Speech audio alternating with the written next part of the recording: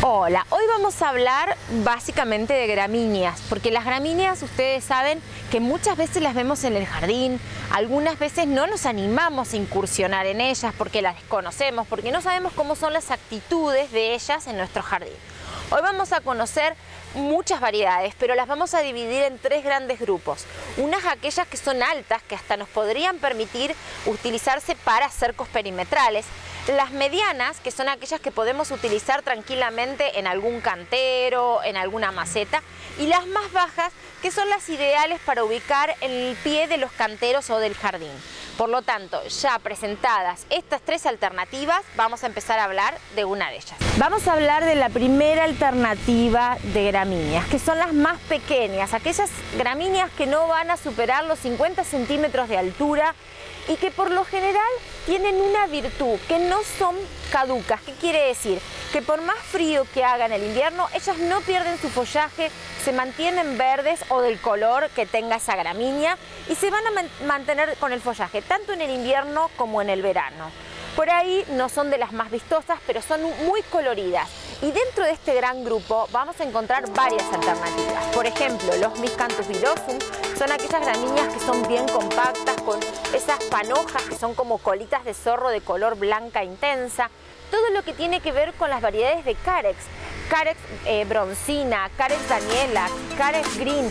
Hay una gran variedad de Carex que se mantienen verdes en el invierno, pero con una coloración muy atractiva. Algunos en tonos naranjas, en tonos chocolates y en tonos gris plata. Y luego tenemos las festucas. Todas las festucoides tienen la característica de ser muy resistentes al frío, por lo tanto vamos a mantenerlas en muy buenas condiciones. Esto es ideal para ir acompañado con otras herbáceas. Ya hemos visto alternativas de herbáceas en el programa durante todo el año pasado y parte de este año, y las vamos a seguir observando, pero lo ideal es poder intercambiar, mezclarlas, utilizarlas en el pie o en la base de algunos rosales, porque ellas, al no perder su follaje, van a cubrir un gran sector de esos canteros, permitiendo que la maleza no acceda y por supuesto dando un montón de color y un montón de soltura en esos canteros que por ahí a veces son muy estrictos y no tienen tanto movimiento. Vamos a hablar de la segunda alternativa, que son aquellas gramíneas medianas. Acá sí hace como una explosión de gramíneas dentro de los canteros y dentro del jardín, porque hay muchísimas variedades. Acá podemos encontrar todas las variedades de tipos de Carex, Penicetum, Miscanthus. Vamos a encontrar también algunas variedades de Poas, de Panicum, de Paspalum. ¿Por qué? Porque es lo que más abunda. El tamaño que va entre los 70 centímetros y el 1,50 m de altura es lo que más abunda.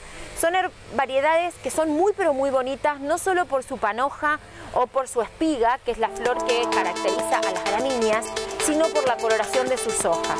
Acá vamos a encontrar mucha pero mucha ductibilidad en ese sentido, porque vamos a tener los rojos, vamos a tener los dorados, vamos a tener los matizados con el amarillo, con el blanco, vamos a encontrar los grises, vamos a encontrar el marrón. Quiere decir que estamos hablando de una paleta de colores impresionante, que obviamente no están ni los azules ni los celestes, pero podríamos jugar con esos grises para simular un celeste. La verdad es que hoy en día las variedades se han modificado genéticamente, tenemos mucha cantidad de color, de variedad, y la otra alternativa también es que podemos jugar porque son caducas en su gran mayoría. O sea, ¿qué va a pasar? En el invierno se van a volver amarillas, ocre, doradas, marrones, y luego en la primavera van a volver a brotar.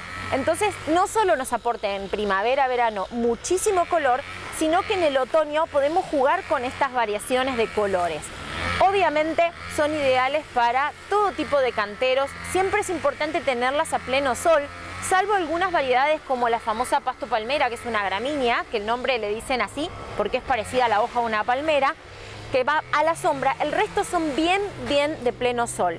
Y como toda gramínea, es una planta que necesita que no la rieguen demasiado, así que se adapta muchísimo a todo lo que es suelos muy secos y sobre todo mantenimiento bajo. Por lo tanto, empiecen a usar gramíneas en los canteros porque dan muchísimo resultado y muchísimo color. Ahora vamos a hablar de la última opción, y en este caso estamos hablando de los gigantes de las gramíneas. Las plantas de mayor tamaño son aquellas que van a superar ya el 1,60 m, 1,70 m de altura, y en este caso particular, por ejemplo, en la que tengo al lado, que es Acharum, que es la hermana de la caña de azúcar, que también es un saccharum, es la que mayor porte toma. Esta planta llega a tomar aproximadamente entre 3 a 4 metros de altura, pero no se asusten, es una planta caduca. ¿Qué quiere decir? Al menor frío ella se hela y vuelve a estar al ras del suelo, y apenas empieza a levantar la temperatura en primavera, vuelve a salir y vuelve a tomar esos 3-4 metros de altura en breves meses. En 1 o 2 meses ya tiene su porte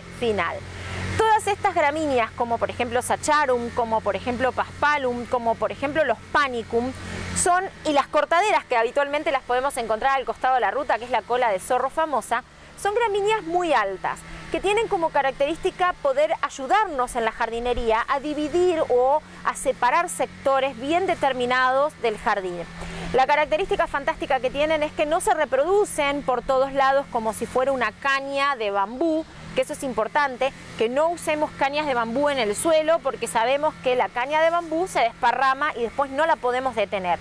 En el caso de estas gramíneas en particular, no tienen esa característica, solo tienen un rizoma en el cual crecen en forma espiral, en el mismo lugar, sin extenderse ni expandirse. Y como son plantas muy pero muy rústicas, requieren poco cuidado.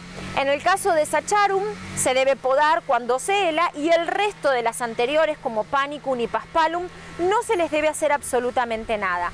Solo podemos dividirlas, por supuesto, antes de ingresar a la primavera. La dividimos, la podamos y las volvemos a plantar si quisiéramos hacer más cantidad de ellas para seguir extendiéndonos en el cerco perimetral. Por lo tanto, utilicemos las gramíneas como una buena opción para hacer cercos, porque muchas de ellas son perennes y nos dan excelente resultado en el jardín.